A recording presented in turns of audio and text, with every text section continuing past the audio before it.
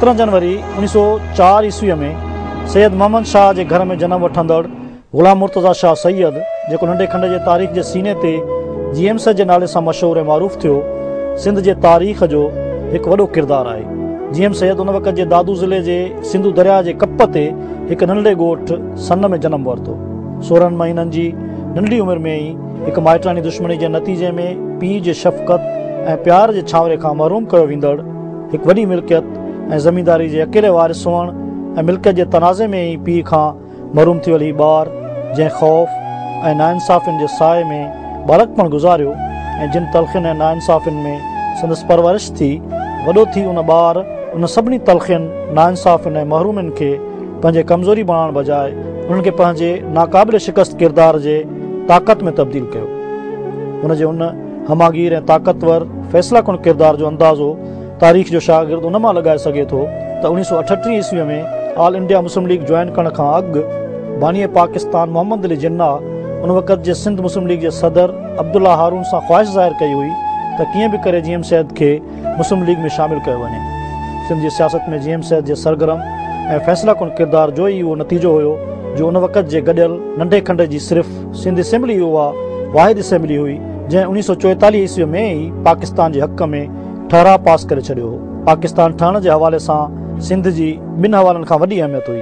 Number 1 तो जाग्राफियाई तौर ते सिंध की पोजीशन अड़ी हुई जो उन जो पाकिस्तान में शामिल न थियण की सूरत में नए मुल्क जो ठहण नामुमकिन हुयो। नंबर 2 तो सिंध के हवाले से जिन्ना जा उही जज्बात हुआ जेकी कश्मीर बाबत नेहरू जा हुआ। सिंध जनाह जो वतन हो ऐं हुन हर हाल में सिंध के ईअं ही पाकिस्तान में शामिल करण ते घुरियो जीअं नेहरू कश्मीर के हासिल करण पे घुरियो ऐं जिन्ना जी उहा ख्वाहिश GM सैयद पारां मुस्लिम लीग ज्वाइन करण ऐं सिंध अंदर मुस्लिम लीग के इंतहाई सरगर्मी से मुनज़म करण की सूरत में पूरी थी।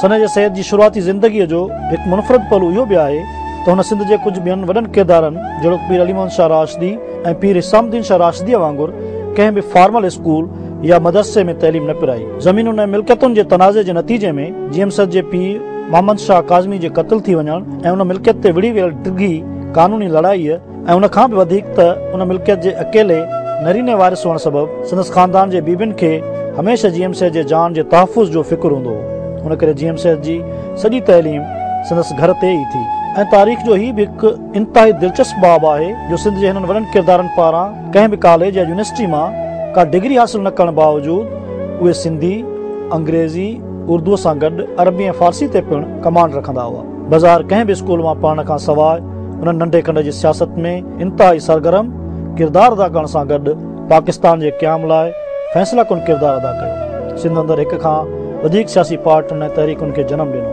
मज़हब, सियासत, सकाफ़त ऐं कल्चर समेत ॿियनि केतिरनि ई मौज़ूअनि ते अनेक ऐं अमुल किताब लिखिया। समय बल्कि हज़ारनि कारकुननि ऐं परस्तारनि जे सियासी फ़िक्र ऐं अमली जदोजहद लाइ मशल राह बणिया। GM सैयद जे ताक़तवर किरदार जी इनफराद जो अंदाज़ो उन हक़ीक़त मां लॻाए सघे थो त जॾहिं वो ऑल इंडिया कांग्रेस में हो तो सिंध असेंबली के मेंबरनि की अक्सरियत पाकिस्तान ठाहिण के हक़ में न हुई।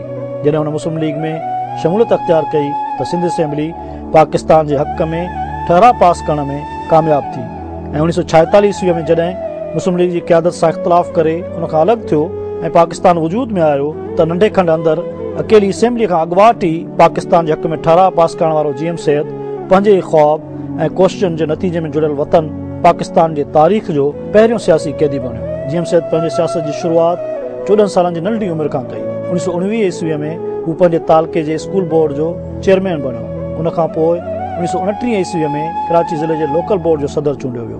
1930 ईस्वी में हिन सिंध हारी कॉन्फ्रेंस कोठाई ऐं हुन जो सेक्रेटरी चूंडियो वियो। 1937 ईस्वी में हू पहिरियों भेरो सिंध कानून सां असेंबली जो मेंबर चूंडिजी आयो ऐं 1938 ईस्वी में सिंध मुस्लिम लीग में शमूलियत अख्तियार कयईं। 1940 ईस्वी में GM सैयद सिंध जे तैलीम खाते जो वज़ीर थियो। 1941 ईस्वी में हू ऑल इंडिया मुस्लिम लीग के सेंट्रल कमेटी जो मेंबर बणियो। 1943 ईस्वी में सिंध मुस्लिम लीग जो सदर चूंडियो वियो ऐं सदर चूंडजण जे सिर्फ़ 1 साल खां पोइ हू सिंध असेंबली खां पाकिस्तान के हक़ में ठहराव पास करण में कामयाब थी वियो। सिंध जे तारीख़ के एक अहम बहादुर किरदार हैदर सनाई के ख़ानदान के चश्मो चिराग GM सैयद जे सियासत जो ॿियो दौर तॾहिं शुरू थियो जॾहिं हुन 1946 ईस्वी में मुस्लिम लीग तां इस्तीफ़ा ॾेई पंहिंजी अलॻि पार्टी जोड़ी जंहिंजो नालो प्रोग्रेसिव मुस्लिम लीग रखियईं। साॻे साल हू सिंध मखलूत पार्टी जो लीडर पिणु चूंडियो वियो। 1954 ईस्वी में सिंधी अदबी बोर्ड जो चेयरमैन चूंडियो वियो। 1955 में हुन पाकिस्तान नेशनल पार्टी जोड़ण वारे अमल में भरपूर किरदारु अदा कयो। 1966 ईस्वीअ में हुन बज़्म सूफ़िया सिंध जो क़याम अमल में आंदो ऐं 1969 ईस्वीअ में सिंध यूनाइटेड फ्रंट जोड़ियो। 1971 ईस्वीअ में हू मुल्क जे वफ़ाक़ी सियासत खां ॿिन्ही मायूस थी वियो ऐं हुन सिंध जे माण्हुनि जे लाइ हक़ ख़ुदि इरादियत यानी राइट ऑफ सेल्फ डिटर्मिनेशन जे मुतालबे जो ऐलान कयो ऐं हुन लाइ हुन 1973 ईस्वीअ में GSN तहरीक नाले पार्टी जोड़ी। GMC जी हिन मुतनाज़ शख़्सियत ऐं सियासत जी हक़ीक़त पंहिंजी जाइ ते, पर जंहिं ॻाल्हि ते सिंध जो हर ज़ी शऊर माण्हू मुतफ़िक़ आहे उहा आहे संदसि इल्मी, फ़िक्री ऐं कलमी पोरियो सियासत जेको जंगो जदल जो मैदान आहे उन में भरपूर ऐं सरगर्म किरदारु अदा करण खां पोइ बि हिन कोमप्रस्त सियासतदान 65 अमीक ऐं ज़ख़ीम किताब लिखिया। उन्हनि किताबनि जा मौज़ू अदब खां वठी सियासत ताईं ऐं मज़हब खां वठी सक़ाफ़त ऐं कल्चर ताईं पखिड़ियल आहिनि। GMC जा कुझु मुतनाज़ किताब पंहिंजी जाइ ते, पर सन जे साईं जे सभिनी लिखणनि में मुंहिंजे पसंदि जो किताब दयारे दिल दास्तान ऐं मोहब्बत आहे। उहो दास्तान दरअसल GMC जे पंहिंजे मौसूम मोहब्बतुनि जो दास्तान आहे ऐं जिन बि माण्हुनि GMC खे वेझड़ाई खां ऐं गहराई सां ॾिठो हो उहे मूंसां मुतफ़िक़ थींदा त GMC सियासतदान खां वधीक हिकु जमालियत पसंदि सूफ़ी ऐं आशिक़ हुयो। हू जॾहिं इश्क जे रमज़ुनि, विसाल, फ़िराक ऐं कैफ़ जे कैफ़ियतुनि जो इज़हार, भिटाई ऐं सचल जी शाइरी खां वठी हाफ़िज़ रूमी जे रुबाइनि खे बाआवाज़ तहतुल लफ़्ज़ में बयानु कंदो हो त सियासत जे जबर में लिकी वियल संदसि इश्क जो लाओ संदसि वजूद जे हर हिसे मां बखणु लॻंदो हो ऐं 90 सालनि जी उमिरि में पिणु संदसि पेशानी, नक ऐं कननि जूं पापड़ियूं लोहार जे धवण वांगुरु दुखणु लॻंदियूं। गज़ब जे जमालियात पसंदि ऐं आशिक़ मिज़ाज हुअण जे बावजूदि GMC हक़ीक़ी सूफ़ी हुअण करे इश्क जी पाकीज़गीअ जो हमेशह पाबंद रहियो। संदसि शराफ़त नफ़्स ऐं पाकीज़ा किरदार जी शाहिदी संदसि हर दोस्त ऐं दुश्मन ॾिए थो।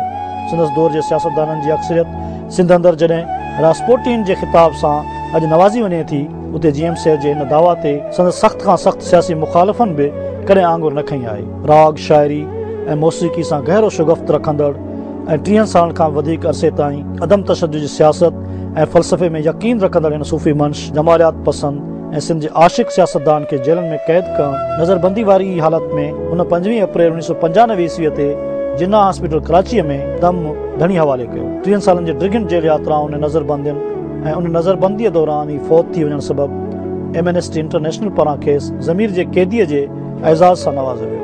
अॼु 17 जनवरी 2009 ईस्वीअ ते सिंध जे हिकु नंढे ॻोठ सां तालुक़ु रखंदड़ सियासतदान, सूफ़ी ऐं आशिक़ GMC जी 109वीं सालगिरह आहे। तारीख़ जे हिन मुनफ़रद किरदार सां सिंध मोहबत करे थी, इतफ़ाक़ करे थी ऐं हुनजे घणनि ॻाल्हियुनि सां इख़्तिलाफ़ पिणु करे थी, पर हुनजे बावजूदि पंहिंजे कुख मां जनमु ॾींदड़ उन पुट खे सिंध हुनजे 109वीं सालगिरह जे मौक़े ते दिलि जे गहराइनि सां यादि करे थी।